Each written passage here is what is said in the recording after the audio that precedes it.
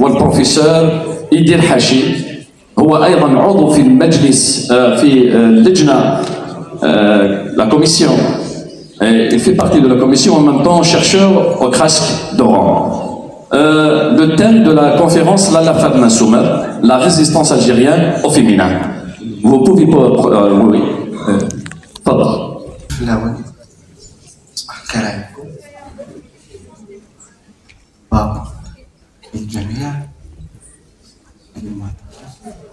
Madame la directrice, Monsieur les responsables du secteur de l'assistance. دي تزورا سفرحم قران مسام وين ملال يدون نجمع يدون أماكن دود ومزهوي تيزي وزوم يوكنا بنسلاي أف مجاهد ثم قرانت تقديم القرن 19 يدي كرن ديال إنيك شامن فاطمة سومر. Évoquer le nom de Fadman Soumer, c'est revenir sur le parcours héroïque d'une personnalité algérienne premier plan, une des figures les plus marquantes de la guerre de résistance que le peuple algérien a menée plus d'un siècle durant face à l'armée d'occupation coloniale.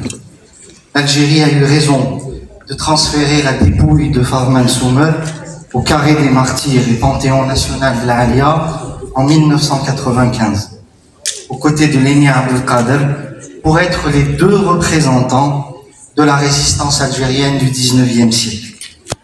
Il est tout à fait remarquable et plutôt rare qu'un homme et une femme, représentant plus d'un siècle de lutte patriotique, soient admis à la reconnaissance éternelle de la nation. L'Algérie l'a fait en mettant côte à côte, dans un haut lieu de mémoire nationale, l'émir qui a conduit la première guerre anticoloniale et une femme combattante qui en a pris le relais.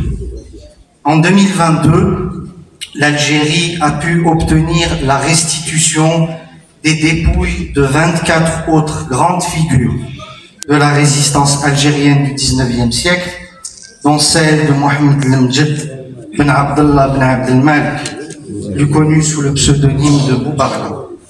Une fois rapatriées, ces 24 dépouilles ont été inhumées au carré des martyrs d'El Alia le 5 juillet 2022. Comme vous le savez, l'arrestation de Fadman Soumer le 11 juillet 1857 marque l'achèvement de l'occupation militaire de l'Algérie septentrionale, c'est-à-dire du nord. En aucun cas l'occupation totale de l'Algérie, ni la réduction définitive des capacités de résistance du peuple algérien. Pour preuve, on pourra citer la résistance des Bnisnasen en 1859, celle des Ouled Sidchir en 64, celle de Mokrani en 71, celle de l'Amri du côté de Bskra en 76, celle des Ores en 1879, celle commandée par Bouamama en 1881, ou encore celle conduite par le Cheikh Hamoud dans le sud du pays de 1881 à 1920. Quant à l'occupation militaire de l'Algérie dans sa totalité, ce n'est qu'à la fin mars 1934 qu'elle intervient avec la réduction d'El-Gibat et l'occupation de Tindouf, comme le notait Mouloud Mamri dans la 4e de couverture de Poème kabyle ancien, je cite, « Les derniers noyaux de la résistance n'ont été réduits qu'en 1934. » C'est en 1830, l'année de l'invasion et du débarquement des forces françaises sur les côtes algériennes, que naquit Fadman Soumer au village d'Ouarja, dans la tribu des Adil près d'Ain Hammam, au sein d'une famille de notables et de lettrés religieux issus de la lignée d'Ahmed Oumzian. À la Zawiya d'Ouarja, un établissement affilié à la Tariqa Rahmaniya, Farman Soumer mémorise le Coran en écoutant son père et ses disciples psalmodier ses versets et suit les enseignements de tous ordres dispensés en son sein. Le père de Farman entre en résistance dès 1843 et sa jeune fille, âgée de 19 ans en 1849, ne tarde pas à prendre exemple sur lui en se ralliant à Si Mohamed el-Hashmi, qui participe depuis 1847 à la résistance de Mohamed Ben Abdallah alias Boumaza, conduit dans le Bahra, dans l'Ouarsenis et dans la vallée du Chérif pauvre. Elle est sollicitée pour le règlement des différends et des litiges entre personnes. Elle encourage la fabrication d'armes par les forgerons de la région, participe à la collecte de poudre et de provisions, entrant dans le cadre de la logistique et des préparatifs de la guerre, et désigne des émissaires qui se portent volontaires pour aller sillonner les villages et alerter les populations sur la menace et les dangers que font peser sur elles les armées d'occupation coloniale. Son rôle dans la formation et le recrutement des imsebelen, c'est-à-dire de soldats voués au martyre, au sacrifice, est également important. Tajma'af de Soumer, autorité politique du village, lui confie même, ainsi qu'à son frère Tahar, la mission de les commander. Enfin, on sait que Farma siège parmi les hommes réunis en conseil de notables ou en assemblée de village, souvent pertinent des points de vue de l'organisation et de la stratégie militaire. Ses avis sont écoutés et pris en compte. C'est au village de Soumer qu'a lieu la première rencontre entre Farma et Boubarla, cet ancien officier dans l'armée de l'émir, dont la lutte prend fin en décembre 1947, fait son apparition vers 1849 en Kabylie, où il prend part à la résistance, tout comme d'autres figures de commandement qui apparaissent, se consolident, se renforcent à la même période. Farman Soumer, le cheikh Stekouaraf des Athiraten, à la tête d'une zawiya de renom, dont le futur cheikh Ahdad recevra d'ailleurs des enseignements, le cheikh El-Hajj Amar, originaire des îles Ijtoulen et commandeur de la Tariqa Rahmaniya de 43 à 57, ou encore Mohamed Ramadan Nathnavez, un amousnaou des Afianim, chef de guerre remarqué, de 1854 à 57 notamment. L'archétype guerrier de Boubarla est à inscrire dans cette tradition des Moulsa'a, ou maîtres de l'heure. Vers la fin de la guerre de résistance conduite par l'émir, des personnages que nous connaissons mieux sous leur pseudonyme apparaissent à l'ouest du pays. Il s'agit principalement du shérif Bouaoud, l'homme au cheval, qui livre bataille au général d'Arbouville en novembre 1945 et qui poursuit le combat jusqu'en 1948. Également du shérif Boumaza, l'homme à la chèvre, qui mobilise les populations du shérif, du Dahra, de l'Ouarsenis et du Titri, ont en commun de promouvoir une forme inédite de discours de mobilisation, un discours qui tient du mahdisme, c'est-à-dire d'un message millénariste ou messianique, qui proclame dans le but de raviver la flamme de la résistance l'imminence de la fin des temps. La dissimulation de l'identité de ces personnages historiques derrière des pseudonymes participe donc, tout comme la revendication et la mise en avant de pouvoirs surnaturels, du mystère qui doit entourer un discours de mobilisation dont le développement est étroitement lié au contexte apocalyptique des années 1840, à la guerre totale et à la politique de la terre brûlée, mise en œuvre par des généraux comme Bugeaud, Pélissier, Saint-Arnaud, Cavaignac, Camp-Robert, etc. Le point d'orgue de cette tragédie en aura été l'ultra-violence de la destruction systématique des villages et des récoltes, le massacre dans leur sommeil des Afouarzdin, dans le massif de Sidi Ali Bounab du côté de Tadmeit, dans la nuit du 16 au 17 mai 1944, extermination par asphyxie des Oulad Riyah, dans la nuit du 19 au 20 juin 1945, dans le Dahra du côté de Mstrani, le massacre des habitants de l'oasis de Zaracha, à l'est du pays, du côté de Biskra, le 26 novembre 1849.